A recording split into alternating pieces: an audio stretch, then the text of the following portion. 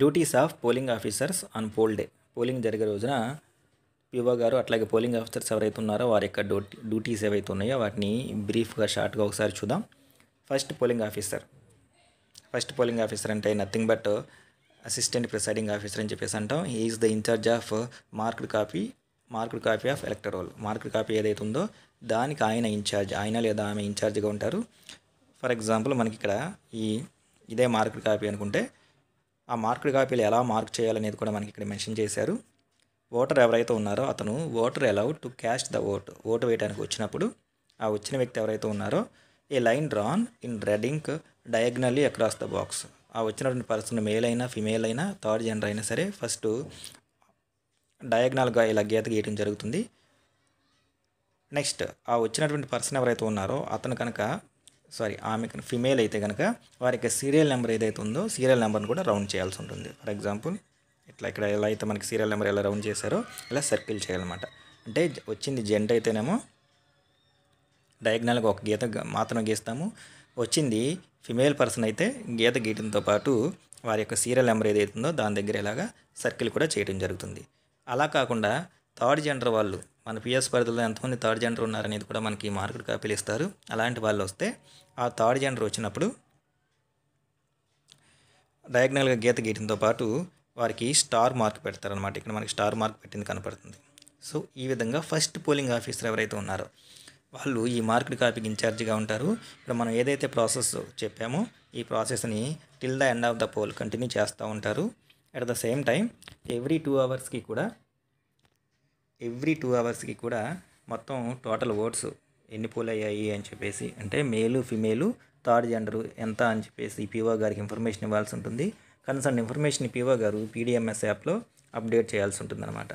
So first polling officer ఎవరైతే ఉన్నారో వారు మనం చెప్పినటువంటి డ్యూటీస్ ఏవైతే ఉన్నాయో ఆ డ్యూటీస్ అంటే nothing but assistant presiding officer గారు చేయాల్సినటువంటి డ్యూటీస్ ఇవి.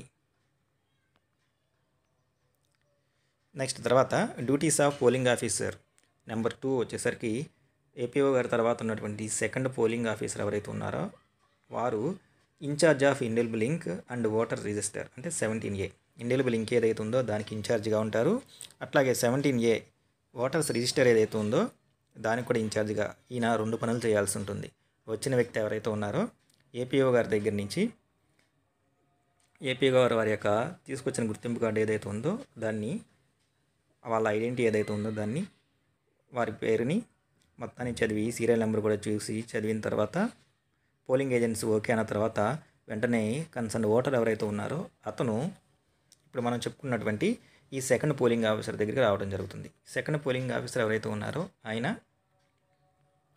ఈ ఓటర్ తీసుకొచ్చినటువంటి లిస్ట్ ఆఫ్ 13 డాక్యుమెంట్స్లో ఎపిక్ కార్డ్ అయితేనేమో ఎపిక్ అని చెప్పేసి ఈపీ అని చెప్పేసి రాయటం జరుగుతుంది. ఫస్ట్ వరుసలో సీరియల్ నెంబర్ వేసుకుంటారు. మార్క్డ్ కాపీలో అతని యొక్క సీరియల్ నెంబర్ వేస్తారు. తర్వాత వచ్చేసరికి అతను తీసుకొచ్చిన డాక్యుమెంట్ మెన్షన్ చేసి అదర్ దాన్ ఎపిక్ అయితే డాక్యుమెంట్ పేరు చివరి 4 నెంబర్లు మెన్షన్ చేసి next signature of the voter or thumb impression తీసుకోవడం జరుగుతుంది. ఒకవేళ రిమార్క్స్ కాలంలో టెస్ట్ ఓటు టెండర్ ఓటు ఇట్లాంటివి ఏమైనా ఉంటే రెఫ్యూజ్డ్ ఓటు ఇట్లాంటివి ఏమైనా ఉంటే రిమార్క్ కాలంలో నమోదు చేసుకోవాల్సి ఉంటుంది. ఆ తర్వాత ఇతని యొక్క 4 ఫింగర్ ఏదైతే ఉందో లెఫ్ట్ హ్యాండ్ 4 ఫింగర్కి ఇండెలిబుల్ లింక్ ఏదైతే ఉందో దాన్ని మార్క్ చేసి నెక్స్ట్ పోలింగ్ ఆఫీసర్ దగ్గరికి ఈయన పంపించాల్సి ఉంటుంది. సో ఈయన డ్యూటీ వచ్చేసరికి 17A ఓట్స్ రిజిస్టర్ ఏదైతే ఉందో వాటిని ఇండెలిబుల్ లింక్ ఏదైతే ఉందో దానికి ఇన్ఛార్జ్గా ఉంటారు ఈయన. In case of missing finger rule 49K of the CER 1961 shall continue to apply. Voter యొక్క 4 ఫింగర్ లెఫ్ట్ హ్యాండ్ 4 ఫింగర్ లేకపోతే no left hand index finger any finger on his left hand ఎడమ చేతికి ఉన్నటువంటి ఏదో ఒక వేలు. If no fingers on left hand అసలు ఎడమ చేతికి ఎటువంటి వేలు లేకపోతే then on right hand index finger కుడి చేతి యొక్క చూపుడు వేలు. If no index finger on right hand కుడి చేతి యొక్క చూపుడు వేలు లేకపోతే then any other finger on right hand కుడి చేతిలో ఉన్నటువంటి ఏ వేలుకైనా సరే ఇండెలిబుల్ లింక్ మార్క్ చేయాల్సి ఉంటుంది. If no fingers on either hands means 2 చేతులకి అసలు ఫింగర్స్ లేకపోతే extremity of his left or right hand as he possesses. So అతని యొక్క భుజం ఏదైతే ఉందో ఆ భాగము ఎక్కడైతే ఉందో దానికి ఇండెలిబుల్ లింక్ ఏదైతే ఉందో ఆ ఇండెలిబుల్ లింక్ మార్క్ చేయడం జరుగుతుంది. నెక్స్ట్ వచ్చేసరికి ఇంతకుముందు వరకు మనం సెకండ్ పోలింగ్ ఆఫీసర్ డ్యూటీస్ చూసాము. ఇప్పుడు duties of third polling officer. Third polling officer వచ్చేసరికి ఆయన incharge of issuance of voter slips to elector, pink slip for assembly constitutions and white colour for parliament. Voter slips ఏవైతే ఉన్నాయో వాటిని issue చేయడం అనమాట. మనకి పార్లమెంట్కి సంబంధించేసరికి వైట్ కలర్ ఇక్కడ కనబడుతుంది. వైట్ కలర్లో ఉన్నటువంటి వాటర్ స్లిప్ ఇష్యూ చేయాలి. అసెంబ్లీకి సంబంధించి పింక్ కలర్లో ఉన్నటువంటి వాటర్ స్లిప్ ఏదైతే ఉందో దాన్ని ఇష్యూ చేయాలి. ఇది థర్డ్ పోలింగ్ ఆఫీసర్ ఎవరైతే ఉన్నారో ఆయన చేసే పని. అట్లాగే ఈ వాటర్ స్లిప్స్ మీద నేము, నెంబర్ ఆఫ్ కాన్స్టిట్యూషన్ ఏదైతే ఉందో అది రాస్తాము. నెక్స్ట్ సీరియల్ నెంబర్, వాటర్ యొక్క సీరియల్ నెంబరు, నెక్స్ట్ మార్క్డ్ కాపీలో అతని యొక్క సీరియల్ నెంబర్ ఏదైతే ఉందో అది. ఇవి నిర్వహిస్తున్నటువంటి థర్డ్ పోలింగ్ ఆఫీసర్ ఎవరైతే ఉన్నారో ఆయన ఇనీషియల్ వేసి ఈ వాటర్ స్లిప్ని వాటర్కి ఇస్తే వాటిని తీసుకెళ్ళి next fourth and fifth polling officer దగ్గరికి వెళ్ళడం జరుగుతుంది. సో థర్డ్ పోలింగ్ ఆఫీసర్ ఎవరైతే ఉన్నారో ఆయన చేసే డ్యూటీ అసెంబ్లీకి, పార్లమెంట్కి వాటర్ స్లిప్స్ ఏవైతే ఉన్నాయో వాటిని వచ్చినటువంటి వాటర్ ఎవరైతే ఉన్నారో అతని యొక్క లెఫ్ట్ హ్యాండ్ 4 ఫింగర్కి ఇండెలిబుల్ ఇంక్ మార్క్ ఉందా లేదా అని గమనించిన తర్వాత ఈ వాటర్ స్లిప్స్ ఏవైతే ఉన్నాయో వాటిని తాను సైన్ చేసి రెండో కూడా ఇష్యూ చేయాల్సి ఉంటుంది. ఇవి మూడో పోలింగ్ ఆఫీసర్ ఎవరైతే ఉన్నారో ఆయన యొక్క విధులు. ఇక నెక్స్ట్ 4, 5 పోలింగ్ ఆఫీసర్స్ ఎవరైతే ఉన్నారో వారు వచ్చేసరికి ఫోర్త్ పోలింగ్ ఆఫీసర్ వచ్చేసరికి ఆయన లోక్సభకు సంబంధించినటువంటి కంట్రోల్ యూనిట్ ఏదైతే ఉందో దానికి ఆయన ఇన్ఛార్జ్గా ఉంటారు. అంటే వాటరు తాను వైట్ కలర్లో ఉన్నటువంటి స్లిప్ ఏదైతే ఉందో వాటర్ స్లిప్ దాన్ని తీసుకొని ఈ ఫోర్త్ పోలింగ్ ఆఫీసర్ దగ్గరికి వెళ్తే ఆయన మొత్తం అన్నీ కూడా అబ్జర్వ్ చేసి indelible ink mark, next voter స్లిప్లో ఉన్న డీటెయిల్స్ అన్నీ కూడా అబ్జర్వ్ చేసి కంట్రోల్ యూనిట్లో ఉన్నటువంటి బ్యాలెట్ బటన్ నొక్కుతారు. ఆయన నొక్కి పార్లమెంట్కి సంబంధించినటువంటి ఓటింగ్ కంపార్ట్మెంట్ ఎక్కడ ఉందో ఓటర్కి చూపించి అక్కడికి వెళ్ళి బ్యాలెట్ యూనిట్లో తనకు నచ్చిన వ్యక్తి ఓటు వేయమని చెప్పేసి ఆయన డైరెక్షన్స్ ఇవ్వడం జరుగుతుంది. అలా ఓటు వేసిన తర్వాత ఇక్కడ మనకి బ్యాలెట్ కనబడుతుంది కంట్రోల్ యూనిట్లో. ఈ బ్యాలెట్ బటను ప్రెస్ చేయాల్సి ఉంటుంది. ఓటరు తాను పార్లమెంట్కి సంబంధించినటువంటి ఓటు ఏదైతే ఉందో అది నమోదు చేసిన తర్వాత మళ్ళీ అక్కడి నుంచి 5వ పోలింగ్ ఆఫీసర్ దగ్గరికి వెళ్తారు. ఆయన అసెంబ్లీకి సంబంధించినటువంటి కంట్రోల్ యూనిట్ ఏదైతే ఉందో దాన్ని నిర్వహిస్తూ ఉంటారు. వాటర్ తీసుకొచ్చినటువంటి పింక్ కలర్ వాటర్ స్లిప్ ఏదైతే ఉందో దాన్ని తీసుకొని కంట్రోల్ యూనిట్లో బ్యాలెట్ బటన్ ఇచ్చి అసెంబ్లీ ఓటింగ్ కంపార్ట్మెంట్ చూపించి అక్కడికి వెళ్ళి తనకు నచ్చిన వ్యక్తికి ఓటు వేయమని చెప్పేసి తాను చెప్పడం జరుగుతుంది.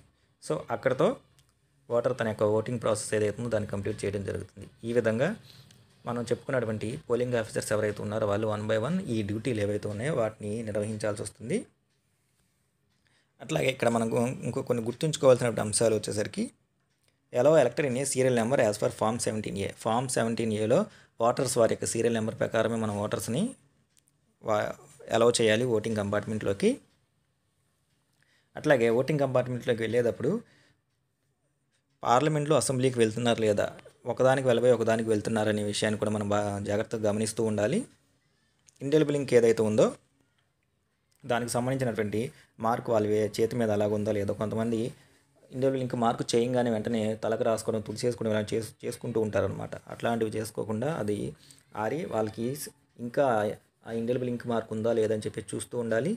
నెక్స్ట్ ఈ రెండింటి ఇన్ఛార్జ్ ఎవరైతే ఉన్నారో వాళ్ళు ఓటింగ్ కంపార్ట్మెంట్లోకి వెళ్ళిన తర్వాత బ్యాలెట్ బటన్ గట్టిగా నొక్కుతున్నారా లేదా, ఆ గట్టిగా నొక్కిన తర్వాత బిజీ ల్యాంప్ వెలిగి బీప్ శబ్దం వస్తుందన్నమాట. కీ అని చెప్పేసి ఆ శబ్దం వస్తేనే ఓటు అనేది నమోదైనట్టు లెక్క. ఆ శబ్దం వస్తుందా లేదా అని చెప్పేసి జాగ్రత్తగా గమనిస్తూ ఉండాలి. కొంతమంది ఏజ్డ్ వాళ్ళు ఎవరైతే ఉన్నారో వాళ్ళు బటన్ నొక్కోకుండా ఒకసారి మామూలుగా స్లోగా బటన్ నొక్కేసి ఓటు నమోదు అయిపోయిందని చెప్పేసి వచ్చేస్తూ ఉంటారనమాట. దానివల్ల మనకి 17A రిజిస్టర్కి, నెక్స్ట్ కంట్రోల్ యూనిట్లో ఉన్నటువంటి ఓట్స్కి, నెక్స్ట్ మార్క్డ్ కాపీ వీటిలో ఉన్నటువంటి అన్నిటికీ కూడా మనకి తేడా వస్తుంది. కాబట్టి ఈ 2 యూనిట్లకి ఇన్ఛార్జ్లుగా ఉన్న వాళ్ళు ఎవరైతే ఉన్నారో వాళ్ళు ఓటర్ కంపార్ట్మెంట్లోకి వెళ్ళి బ్యాలెట్ బటన్ ఇచ్చిన తర్వాత బ్యాలెట్ యూనిట్లో కంట్రోల్ యూనిట్లో బ్యాలెట్ బటన్ ఇచ్చిన తర్వాత బ్యాలెట్ యూనిట్లో వాళ్ళు ఓటు నమోదు చేస్తున్నారు అనేది జాగ్రత్తగా బీప్ శబ్దం వచ్చిందా లేదా, బిజీ ల్యాంప్ ఆరిపోయి మళ్ళీ గ్రీన్ లైట్ వెలిగిందా ఇంకొక నెక్స్ట్ బ్యాలెట్ ఇవ్వడానికి అనేది అబ్జర్వ్ చేస్తూ ఉండాలి. అట్లాగే ఎవరైనా ఇండెలిబుల్ ఇంక్ మార్క్ ఏదైతుందో అది కనుక పోయినట్టు గమనిస్తే దాన్ని ఇంకొకసారి మళ్ళీ వాళ్ళ యొక్క చూపుడు వేలికి ఇండెలిబుల్ ఇంక్ మార్క్ ఏదైతే ఉందో దాన్ని ఇంకొకసారి వేయాల్సి ఉంటుంది. ఒకసారి ప్రిసైడింగ్ ఆఫీసర్ గారి యొక్క డ్యూటీ కూడా డ్యూరింగ్ పోల్ సమయంలో ఒకసారి చూస్తే ఎవ్రీ 1 hour పోల్ ఏదైతే ఉందో అది జరిగేటప్పుడు గంట అయిపోయిన తర్వాత పిఓ గారు ఎవరైతే ఉన్నారో ఆయన should tally the total votes polled with the total number of voters in the voters register by pressing total button in both CUs. 17A incharge అయినటువంటి పోలింగ్ ఆఫీసర్ దగ్గర టోటల్ ఏదైతే అది చూసి, అట్లాగే OPO3 OPO4 ఎవరైతే అసెంబ్లీ పార్లమెంట్ కంట్రోల్ యూనిట్కి ఇన్ఛార్జ్గా ఉన్నారో వాళ్ళ దగ్గర టోటల్ బటన్ నొక్కి 3 టోటల్ టాలీ అవుతుందో లేదనేది గంటకి కూడా ప్రిసైడింగ్ ఆఫీసర్ గారు చూసుకుంటూ ఉండాలి. After every 2 hours of poll, presiding officer should inform total voters poll to the sector officer. ప్రతి 2 గంటలకి కూడా పిఓ గారు తన పిఎస్ పరిధిలో నమోదైనటువంటి total votes, male female transgender, దీనికి సంబంధించిన టోటల్ ఏదైతే ఉందో దాన్ని సెక్టర్ ఆఫీసర్ గారికి ఎవ్రీ 2 hours కూడా ఆ యొక్క డేటాని అందిస్తూ ఉండాలి. Sector officer should consolidate and send report to the returning officer. Sector officer గారు తన పరిధిలో ఉన్నటువంటి అన్ని పిఎస్లో ఉన్నటువంటి ఈ యొక్క పోలింగ్ పర్సంటేజ్ ఏదైతే ఉందో దాన్ని కన్సాలిడేట్ చేసి రిటర్నింగ్ ఆఫీసర్ గారికి, ఆర్ఓ గారికి సెండ్ చేయడం జరుగుతుంది. If ballot button is pressed and elector refuses to vote or left without voting. ఒకసారి బ్యాలెట్ ఇచ్చిన తర్వాత ఓటు వేసే వ్యక్తి ఎవరైతే ఉన్నారో అతను దాన్ని తిరస్కరించి ఓటు వేయకుండా కనుక బయటకు వచ్చేస్తే direct next voter straight away to proceed to voting compartment to record is vote. Already ballot ఇచ్చేసాం కాబట్టి ఆ తర్వాత వరుసలో ఉన్న వ్యక్తి ఎవరైతే ఉన్నారో ఆ ఓటర్ని ఓటు వేయడానికి అనుమతించాలి. And last voter refuses to vote. So ఈ సందర్భంలో, ఇందాక సందర్భంలో అతను ఓటు వేయడానికి నిరాకరించాడు. ఆ వెనకాల సీరియల్లో ఉన్నటువంటి వ్యక్తి ఎవరైతే ఉన్నారో అతన్ని ఓటింగ్ కంపార్ట్మెంట్లోకి పంపించాం. కానీ చివరి పోల్ క్లోజ్ అయ్యే టైంలో చివరికి ఒకే ఒక ఓటర్ ఉన్నారు. బ్యాలెట్ ఇచ్చిన తర్వాత అతను ఓటు వేయడానికి నిరాకరిస్తే ఆ సందర్భంలో పిఓ గారు ఏం చేయాలంటే కంట్రోల్ యూనిట్ ఏదైతే ఉందో దాని యొక్క పవర్ ఆఫ్ స్విచ్ ఏదైతే ఉందో దాన్ని పవర్ ఆఫ్ చేయాలి. నెక్స్ట్ అట్లాగే వీవీప్యాట్ ఏదైతే ఉందో దాన్ని కంట్రోల్ యూనిట్ నుంచి డిస్కనెక్ట్ చేయాలి. డిస్కనెక్ట్ చేసిన తర్వాత after disconnecting ballot unit and VVPAT the power switch should again be put on. అప్పుడు మళ్ళీ కంట్రోల్ యూనిట్ యొక్క స్విచ్ ఏదైతే ఉందో దాన్ని ఆన్ చేయాలి. బిజీ ల్యాంప్ ఏదైతే ఉందో దాని బ్యాలెట్ ఇచ్చాం కాబట్టి బిజీ ల్యాంప్ వెలుగు ఉంటుందన్నమాట. సో ఎప్పుడైతే మనం ఆఫ్ చేసి ఆన్ చేసామో బిజీ ల్యాంప్ ఆరిపోతుంది. అప్పుడు క్లోజ్ బటన్ ఉపయోగంలోకి వస్తుంది. లేకపోతే అప్పటి వరకు ఒక్కసారి బ్యాలెట్ బటన్ ఇచ్చిన తర్వాత ఓటు కనుక వేయకపోతే మనకి దానిలో మిగతా ఏ ఫంక్షన్స్ కూడా చేయడానికి కుదరదు. పోల్ అంతా అయిపోయిన తర్వాత ఆఖరికి పోల్ క్లోజ్ చేయడానికి కూడా కుదరదు అనమాట. కాబట్టి మళ్ళీ కంట్రోల్ యూనిట్ ఏదైతే ఉందో యాజ్ యూజువల్గా వర్క్ చేయాలి అంటే దాన్ని పవర్ ఆఫ్ చేసి మళ్ళీ ఆన్ చేయాలి. మనకి అదే ఇక్కడ ఈ పిక్చర్లో కనబడుతుంది. ఇక పిఓ గారు తాను చేయాల్సిన డ్యూటీల్లో closing of the poll, press total button, show the total of the agents and record in form 17C, then press close button. Close button ఏదైతే ఉందో అది ప్రెస్ చేసిన తర్వాత ముందు టోటల్ బటన్ ఏదైతే ఉందో టోటల్ ప్రెస్ చేసి ఏజెంట్ అందరికీ కూడా ఫామ్ 17లో ఉన్న టోటల్, ఈవీఎంస్లో ఉన్న టోటల్ ఏదైతే ఉందో దాన్ని మొత్తాన్ని చూపించాల్సి ఉంటుంది. తర్వాత ఫామ్ 17C అకౌంట్స్ ఏదైతే ఉందో అది ప్రిపేర్ చేయాలి. ప్రిపేర్ చేసి పోలింగ్ ఏజెంట్లు ఎంతమంది ఉన్నారో వారికి వాటి యొక్క అటెస్టెడ్ కాపీస్, పిఓ గారు సైన్ చేసినటువంటి ఫామ్ 17C అటెస్టెడ్ కాపీస్ అందచేయాలి. తర్వాత పిఓ గారు తన యొక్క డిక్లరేషన్, ఎండ్ ఆఫ్ ద పోల్కి సంబంధించిన డిక్లరేషన్ ఏదైతే ఉందో అది చదివి వినిపించాలి. డేటు టైం మెన్షన్ చేయాలి. ఈవీఎం వీవీప్యాట్ ఏదైతే ఉందో వాటిని సీల్ చేయాలి. మనకి ఇక్కడ సీల్ చేసినటువంటి ఇమేజెస్ కనబడుతున్నాయి. నెక్స్ట్ వీవీప్యాట్లో ఉన్నటువంటి 2 వీవీప్యాట్లో ఉన్న పవర్ ప్యాక్స్ ఏవైతే ఉన్నాయో ఏజెంట్ల సమక్షంలో రిమూవ్ చేయాలి. నెక్స్ట్ వాటిని క్యారింగ్ కేసుల్లో పెట్టేసి సీల్ చేయాలి.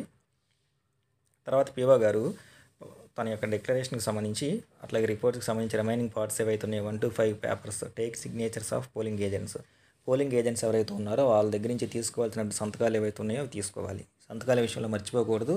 వన్స్ మనం ఇక్కడ నుంచి వెళ్ళిపోయిన తర్వాత రిసెప్షన్ కౌంటర్లో ఏదైనా సంతకాలు లేకుండా ఉంటే మళ్ళీ మనం ఇబ్బంది పడాల్సి వస్తుంది. కాబట్టి ఇంకా ఇవి కాకుండా till the appropriative forms and take the signatures of the contesting candidates or their polling agents. వీటితో పాటు ఇంకా ఎక్కడెక్కడ కంటెస్టింగ్ క్యాండిడేట్స్ తరపున ఏజెంట్స్ ఎవరైతే ఉన్నారో వారికి సంబంధించిన అన్ని సంతకాలు కూడా తీసుకోవాలి. ఇంకా రైటింగ్ వర్క్స్ ఫామ్స్కి సంబంధించి ఏమైనా మిగిలి ఉంటే పిఓ గారు అవన్నీ కూడా ఫిల్ చేసుకోవాల్సి ఉంటుంది. ఇది క్లుప్తంగా 13వ తారీఖు డ్యూరింగ్ ద పోలింగ్ జరిగే సమయంలో 1+5 జమిలీ ఎన్నికలకు ఉన్నటువంటి 6 ఇంక్లూడింగ్ పిఓ గారితో సహా ఆఫీసర్స్ ఎవరైతే ఉన్నారో వారు చేయాల్సినటువంటి డ్యూటీస్ ఇవి.